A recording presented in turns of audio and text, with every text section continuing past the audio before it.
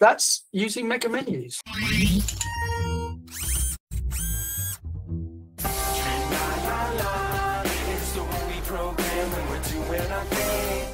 This is looking reasonably okay. I put the wording underneath so that it doesn't push them out too much. They all line up. I'm a stickler for it lining up. Otherwise, this one might be a little bit bigger if this one wasn't taking up the full space and this one was doing more. They'd all go out of line. And then the blog. I don't have a category picture for blog, as I say. So this is just a panel. Let me go back. This is just a panel, and I brought in the title from my category, so it's blog. I picked a particular image, and I've linked to my category, so it will do it. And because I've done it like this, if I had other areas which were categories with other things underneath them, I could use this exact layout. All I'd need to do is pick a different route of my category, and it would automatically fill it all in. So if I hit save, I go back to here, reload the page, scroll down onto my blog, and there's it in action on the full screen. I can click on the blog to go to the blog view, or I could go to specifically sleep, and there's all the sleep ones. One of the new things that they brought in, which I haven't put in yet, is they've their lazy loading was a bit too lazy for certain things like this, and you notice some of them are slow.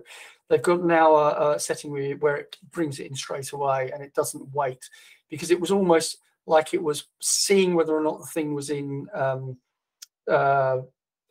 viewport and then loading it. And of course, as the page renders, it takes a little while. So by doing it instantly, it just comes straight on for those, and you can have these render on view. And so that's using mega menus. Any thoughts, questions? Would anyone use them?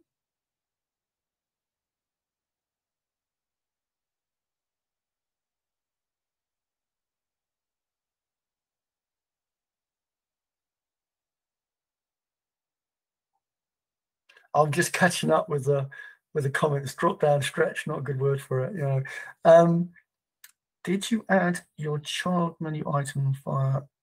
No, it was all built with the normal menu manager, and then I did the YooTheme Pro styling afterwards. But you can do it either way around. It doesn't seem to affect it which way around you do it. Mike, yeah, I'm just reading that. I have a huge issue with navbar and header positions and trying to stack menus, one menu on top of another. Been in contact with... Yes, and they've extended this so that everything, effectively, every position can be a menu position. And they've effectively brought in some new things. So if I actually go into the unknown, I have a mega menu I'm using now, but this much visual. Yeah. It's actually good fun. It took me an hour or so to do all of that, and I'd never done it before. So, you know, it is reasonably intuitive. The hard bit was finding that thing that allowed me to stretch it out, because they'd hidden it. I knew I used to change it, and it wasn't there anymore. But it's clicking on the actual menu rather than on the builder. So let me just quickly add a new bit here. So the new bit that they've done is sub layouts. The sub layouts are really nice. It allows you to effectively build a new builder inside the builder. So you can now stack, and these can all have bits in them. So I can now make that have a headline, that have a text, that be a grid, that be a different grid with a different part of the same thing showing. And you can see you can build your whole thing up like that. So you can make very complex systems now using sub layout. That was the other big thing that they brought in. Oh, sorry. Hi. Right. It was going back actually to the question that I asked about the about adding the child menu items, because when I had a play with this a few weeks ago and I was trying to pull them in dynamically, it wasn't working. And I don't know if it was a bug or if I was doing something wrong. It's just I don't normally give my clients access to the actual to the theme. So I need to be able to set up the menu so that they can just continue adding them on to the, through the menu manager, and then it will just dynamically create them in the mega menu. Mine's all dynamic, so that maybe I'll try it again. It was we are on 3.0.6, so it depends on how close. 0.2 at the time. Yeah, so there were several bugs which they've been clearing up quite quickly, and I deliberately didn't want to start playing with it too early, because I know with a big they don't have a Sigrid doing the CMS release for YooTheme Pro, so they've got not the same degree of testing, and there would be quite a few bugs, and there were quite a few bugs, but they still did a really good job. I mean, there's bugs in the lists as well. Yes.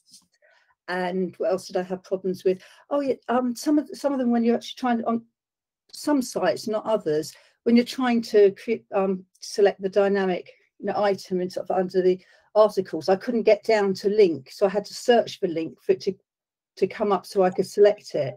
Right. Okay. I'll show you what I think is a bug, but they might say it's a feature. So one of the things I wanted was these to actually line up, and you probably noticed that here it doesn't line up. So I thought, oh, that's really easy to do. All I need to do is make sure that these two columns have the same length, and you can do that in the actual setting here. Down the bottom, you've got match height, so that will match the height, won't it? No. Okay. No. What it will do is it will match the height of the first against your panel. So it will do that, and there is no way around it. I fiddled and fiddled. So yeah, it's and of course you then get varying. So that one's just I think that's cached. Because I did do it early. Oh, there you go. So it would be really nice if it matched the height of the panel against the grid, not the first item of the grid. Could you get away with using the new layout within a layout? What do they call it? Sub layout. Yeah. Ooh. I don't play with that. Yeah, but that almost feels making it too complicated just to get over a bug. Yeah. But could you? I do wish that things like this, you could access them like you can the builder from the module manager and not have to go into the theme. Right. Oh, I don't mind it.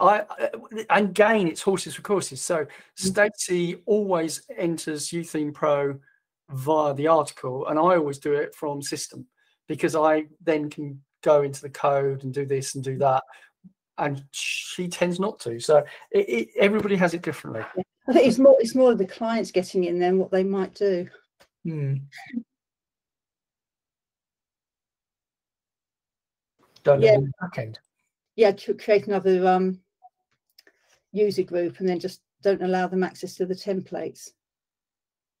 Yeah, you can do that with anything. So you can't. I haven't found a way to block them from being able to access templates, but still be able to access the mega menu. Right. Okay. Yeah. Because you do that, but not the mega menu. Right. Yes, that's true. But say with the child inheriting it, that should be okay. Are we messaging? Are you on Glip? Yeah, I don't really go there though. I have got an account, but yeah. Well, message me sometime. Yeah. We can just do a private screen share and go through it, because it might be slightly different setup. But yeah, it seems to work great. Okay, so that's that. We've just gotten to 8 o'clock. So I'll show you the other thing. So this, and then it will be over to Hannah's.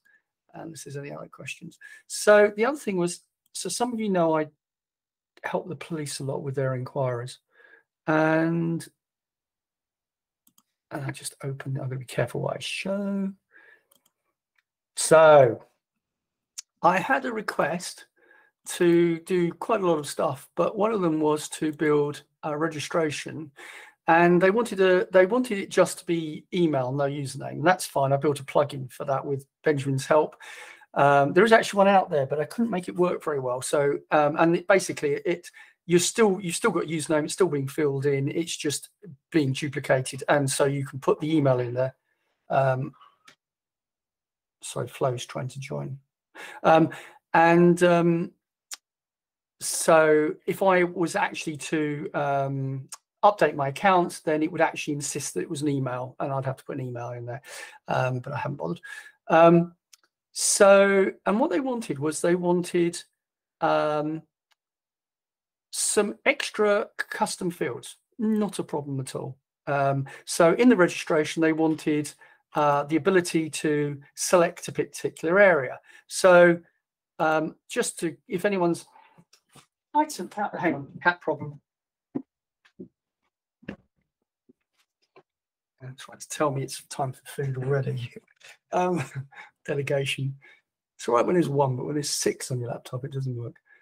So I would be going into very quickly. I mean, a lot of you will know how to do this, but this part, but I'll go on to it a little bit. So in the menus, sorry, in users, you've got using custom fields. You've got fields and groups. I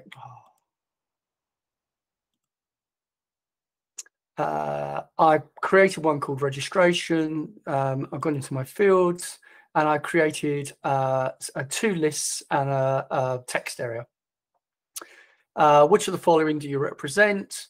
And that has some settings there. And then there's some other areas. So the client went on holiday, and in the drop-down list, which I thought were just going to be 3 different lists that were to be in the back end, it said that what they wanted was, if they selected academia, civil society organization, then or local authority, or these 2, then a drop-out list would come, which was area. But if they selected home office or other, it wouldn't. And if they selected other, a text area would come. And I'm thinking, oh, conditional. Now I can do that with Tassos. I can do that with other things, but I'd have to write JavaScript, which I'm allergic to. I'd have to write JavaScript for that. So I asked Mark, Mr. Custom Fields, and went through all of his articles. And I went back to him and he said, well, actually, I did come across something and it might be worth having a go with. And it was in one of his talks. Let me just find the talk. Here we go. So it was in his article, and it's this one here that he references. And it's a GitHub plugin. In his article for the magazine that was called Custom Fields Episode 6, which was in August 2021. So, and an excellent, I've used this a couple of times, but I hadn't spotted that one extension that was here. And really nice little tool. Oh, I need to go into that. I won't bother going on to that. Really nice little tool, which I did download and is in the back end, which I can show you. So let me go to it in plugins.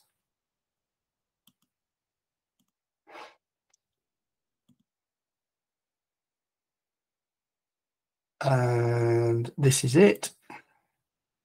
Not a lot of functionality in the actual plugin, but what it does do is allows you to add standard stuff show on to fields in the actual user fields. So if I go here, and it's actually quite nice. I've seen, I mean, Tassos does it, several other people, they do conditional fields, but this one's quite nice, and you do it in the field that needs it. So if I want to pick the geographic responsibility, areas of responsibility, then I go into that, and here I have to write what is the field name that it has the setting I'm looking for? What is the setting? And then I can use and, or, and if you click here, he's actually listed it here. So you've got all of the show on attributes and how to use them. So it's really nice. And it goes through various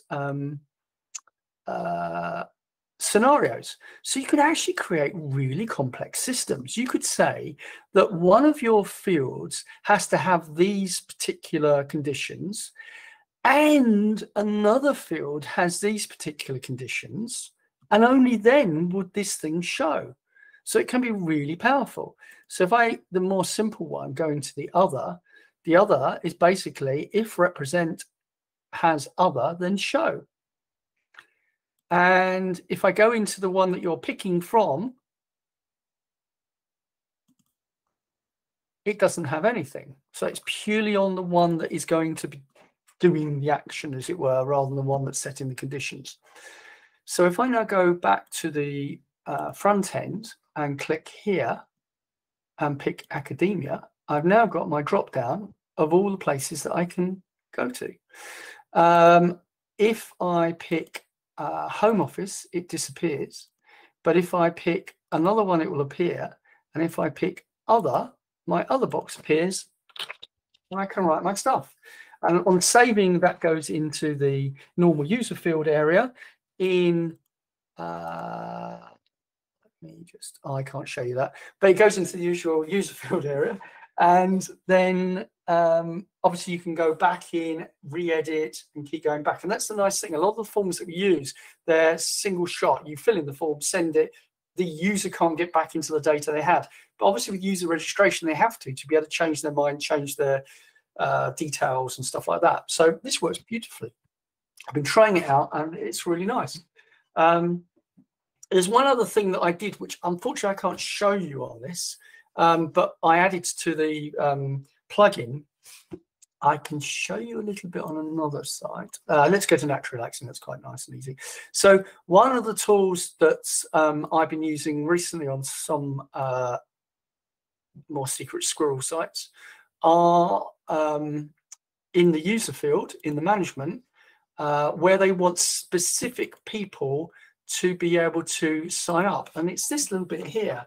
And I've asked quite a lot of people how this works. They've all come back with different answers. And I finally got to the bottom of it, going through the code with Benjamin and a few others. So here you can do some quite powerful things. You could say, I don't want anything from the UK. So I do not want anything that ends. So I want to disallow anything that has UK or, for example, co.uk. And I can disallow that. I can allow other things. And so I might want to allow SoftForge. Now, at the moment, that will disallow them, but allow everything else through. So if it comes to a .uk domain, but it actually comes to a softforge.co.uk domain, then it will allow them. Now, the thing I was trying to do was the other way around. I was trying to disallow everything, but only allow certain domains. So let's say you want to do almost your own business site, which only your own people with your own email are going to sign up for, and you don't want any other wretched people signing up. All you need to do is add this and then add star. So disallow everything, but so what happens is as soon as it comes to SoftForge, it will allow them in. The next rule is disallow. It won't allow them in, and that stops anyone else signing up. But if you do it like that, it doesn't let anyone in, including SoftForge. So order is important. It basically will work when it comes to it, but if it, and I don't think this actually explains enough how it all works. So this is something about the document buddies.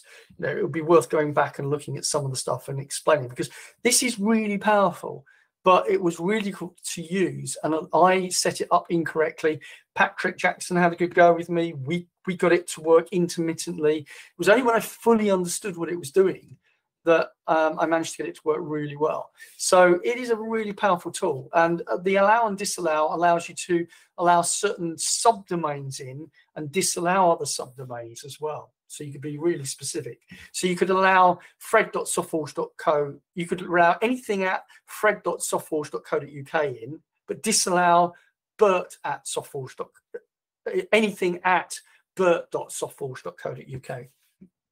So you can actually pick out subdomains as well. So a really nice little tool. And the last piece for the client for this one was they only wanted certain people to be allowed. They wanted everybody to be allowed, but only certain people to actually be able to register fully.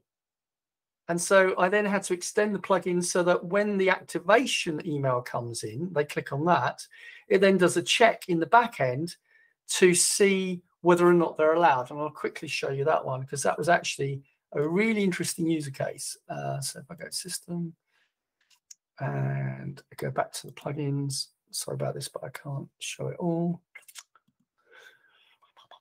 Plugins and go into that.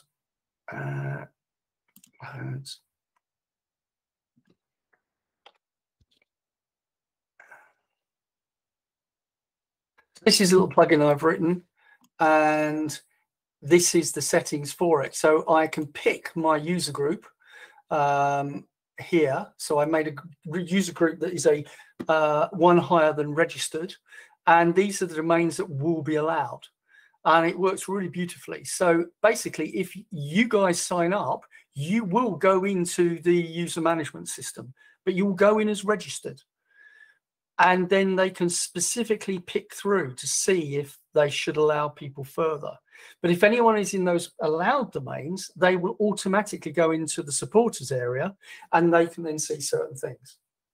So it's a nice little addition, gives a bit more functionality and automation to the system.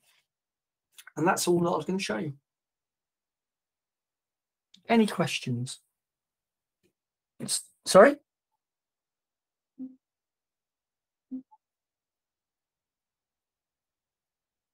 No, I wouldn't stop anyone filling in the contact form.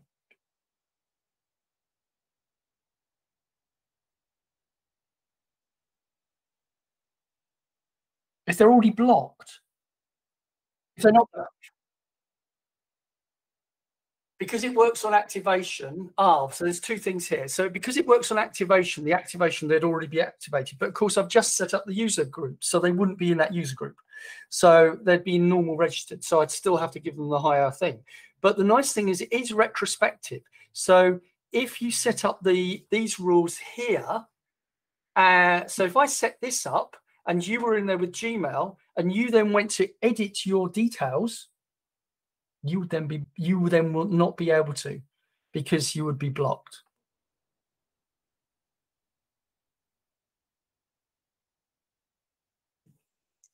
Yes, if I did it afterwards. But obviously, if you're setting up these sorts of rules, you go through and make sure that you, yeah.